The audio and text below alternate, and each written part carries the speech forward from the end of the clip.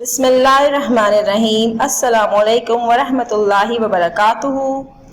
How are you, student? Hope you all are fine and enjoy your vacations. I'm your English B teacher from Metropolitan Foundation School. As you know, this is your workbook. Now open your workbook, page number 9. Second unit, month of May, Pip meets a convict. This chapter is already explained by your English A teacher.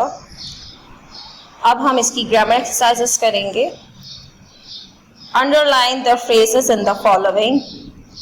इसमें जो phrases यानी जुमले, phrases कहते हैं बेटा जुमलों को, उनको हम underline करेंगे. They spoke to us for a minute. For a minute इसमें एक phrase है तो इसको underline करेंगे और blue color pencil से underline कीजिएगा. He will be back in a minute. In a minute एक जुमला है, एक फ्रेज है, ठीक है, इसे हम ब्लू कलर से अंडरलाइन करेंगे. She goes for a run. Now and then. Now and then एक फ्रेज है, इसे भी हम अंडरलाइन करेंगे. At the circus we saw an elephant. At the circus इसमें फ्रेज है, इसको अंडरलाइन करेंगे. Now move to next exercise. Exercise number 2. Underline the adjective phrases in the following. Adjective आपको पता है बेटा सिफ्त को कहते हैं किसी भी चीज़ की अच्छाई, बुराई, मकदार, वो सब एडजेक्टिव में आ जाता है और इसे कहते हैं एडजेक्टिव फ्रेजेस यानी सिफाती जुमले. The man in the suit is my brother. In the suit इसमें एडजेक्टिव फ्रेज है, इसे अंडरलाइन करेंगे. She is a person of great beauty. Great beauty जो है वो फ्रेज एडजेक्टिव फ्रेज है बेटा, इसे अंडरलाइन करेंगे. The book with the old cover was laying on the floor. With the old cover on the floor adjective phrase है बेटा, इसे हम underline करेंगे. Now move to next page. Page number 10. Page number 10 suffix. Suffix बेटा, a suffix is a word or a part of a word that goes on the end of another word.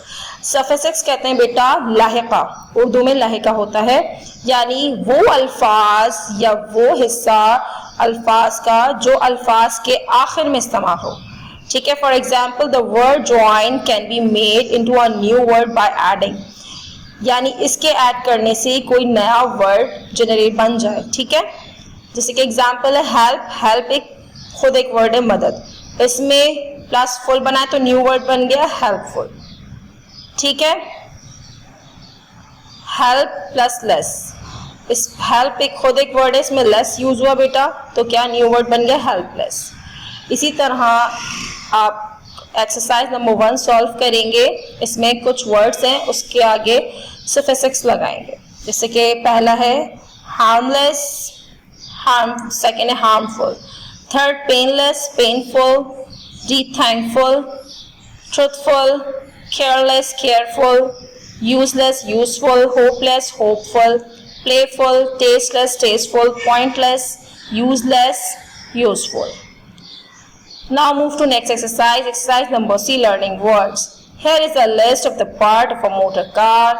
Write the number of each part in the circle connected to that part. ये एक तरह से activity भी है आपकी बेटा, ये करने में आपको बहुत मज़ा आएगा. इसमें ये अल्फ़ाबेट्स दिए गए हैं A to I.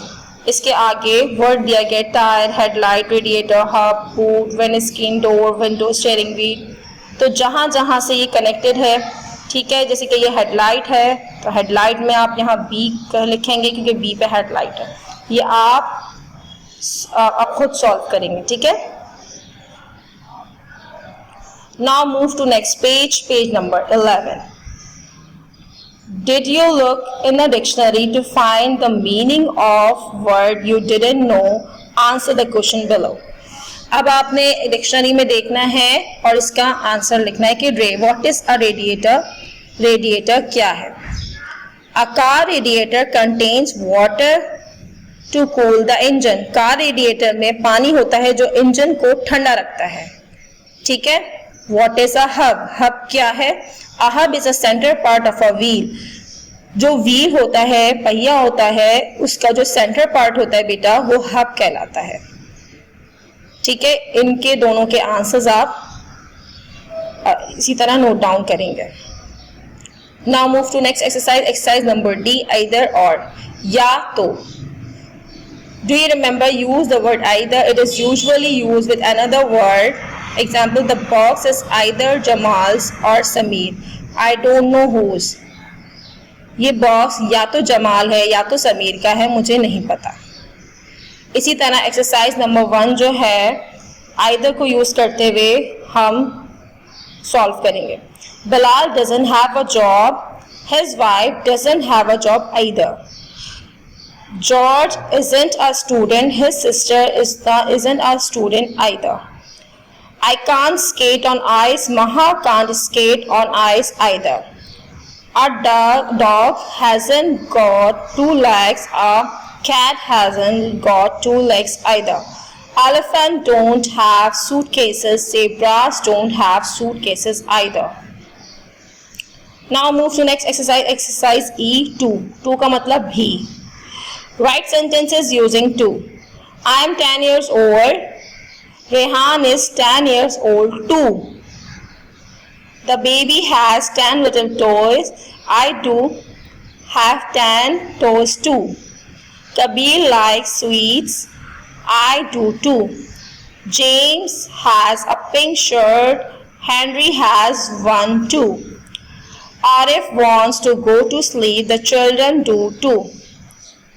यहाँ तक आपकी एक्सरसाइज ई कंप्लीट होती है. Now move to next page, page number 12. Exercise number F, triplets. यहाँ बेटा आप देखिए 3 कैरेक्टर्स हैं, 3 बहनें हैं, माहम, रीमा एंड नाइमा. ठीक है,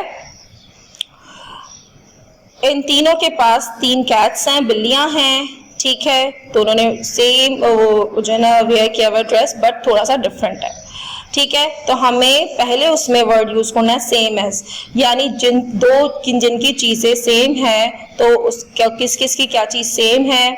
is not the same as किस चीज की क्या चीज सेम नहीं है और क्या डिफरेंट है. जैसे एग्जाम्पल है, Maham's face is the same as Reema's.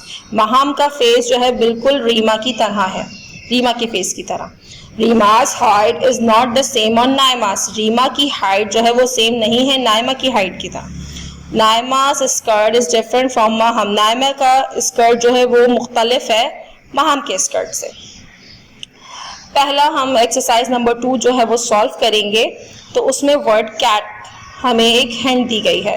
Right the sentence about the 3 girls. In 3 girls, इन 3 लड़कियों के बारे में लिखना है. Use the same as and the word in the brackets.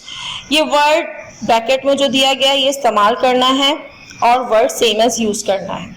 तो Maham cat is the same as Naima's, यानी माहम की कैट बिल्कुल नाइमा की कैट जैसी है.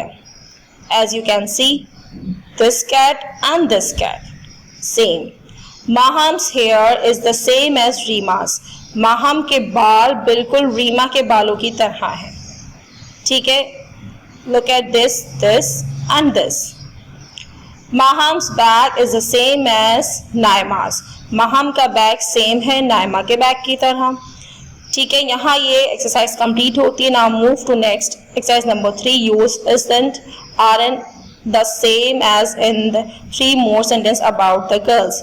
जिस तरह हमने सेम एज के बनाए हैं इसी तरह हमने इजंट द सेम एज के बनाए हैं जो एक दूसरे से सेम नहीं है उसके बारे में, और वर्ड जो ब्रैकेट्स में दी गए उन्हें यूज करना है. Hair, Reema's hair isn't the same as Naima's. Reema के बाल सेम नहीं है नाइमा की तरह. Maham's blouse is not the same as Reema's. Maham का ब्लाउज सेम नहीं है रीमा के ब्लाउज की. Reema's shoes aren't the same as Naima's. Reema के शूज सेम नहीं है नाइमा के शूज से मुख्तलिफ है. सॉरी बेटा, यहाँ स्कर्ट यूज हुआ है और हम शूज की जगह स्कर्ट यूज करेंगे.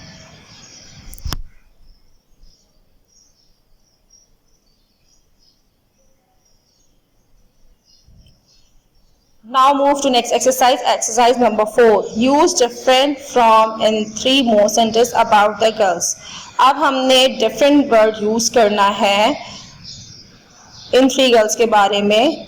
3 sentences लिखने, हमने ये word use करना है. Rima's bag is different from Naima's. Reema का बैग मुख्तलिफ है नाइमा के बैग से.